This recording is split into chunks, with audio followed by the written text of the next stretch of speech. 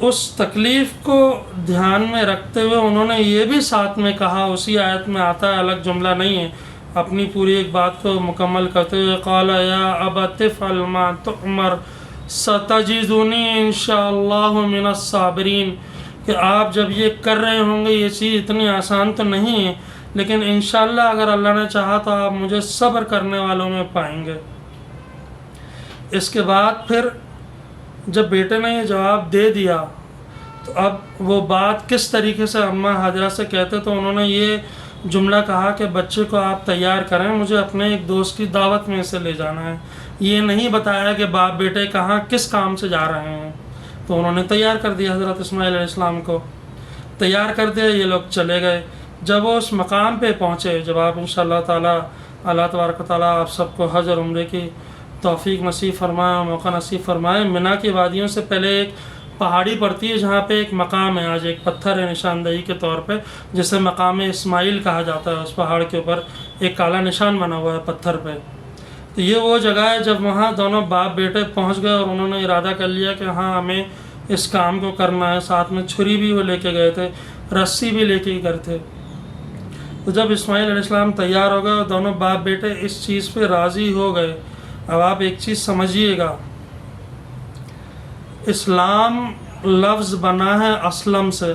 اسلم کا مطلب ہوتا ہے ہر طریقے سے، ہر حالت میں، ہر صورت میں اللہ کی رضا پہ راضی ہو کے اپنے آپ کو جھکا دینا، یہ اسلم کا معنی ہے، جس سے لفظ بنا ہے اسلام۔ سورہ بقرہ کی آیت میں جیسے اللہ تعالیٰ فرماتے ہیں یا ایھا الذین آمنوا ادخلوا فی السلم کافہ، اے ایمان والوں اگر اسلام میں داخل ہونا ہے تو پوری طریقے سے داخل ہو، اس میں آدھا ادھورا نہیں ہے کہ کچھ احکام مانے اور کچھ احکام نہیں مانے۔ تو یہاں جو بات ہو رہی ہے وہ کس چیز کی ہو رہی ہے کہ باپ بیٹے کس چیز پہ راضی ہوئے؟ کوئی گاڑی خریدنے پہ، کوئی زمین خریدنے پہ، کوئی بنگلہ خریدنے پہ نہیں، باپ اللہ کی اس رضا پہ راضی ہوا کہ مجھے اپنے اس پیارے بیٹے کو قربان کرنا ہے جو میں نے 60 سال دعاؤں میں مانگا ہے رات کو اٹھ کے،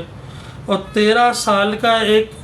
ادنا بچہ جو ابھی اس بلاغت کو پہنچا ہے جس میں مشقت کی جاتی ہے، وہ اس چیز پہ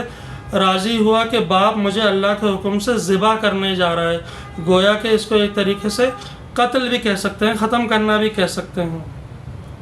آخری انجام تک پہنچانا بھی کہہ سکتے ہیں۔ اس چیز کے لیے دونوں باپ بیٹے راضی ہوئے۔ تو اس چیز کو قرآن شریف نے اس طرح سے فرمایا فلما اسلم وتلہ للجبین، فلما اسلم، کہ جب وہ دونوں اس چیز پہ راضی ہو گئے وتلہ للجبین، تو باپ نے بیٹے کو پیشانی کے بل لٹایا، کیونکہ یہ اتنا آسان کام تو ہے نہیں کہ بیٹے کی گردن پہ آپ چھری رکھیں اور چلا دیں۔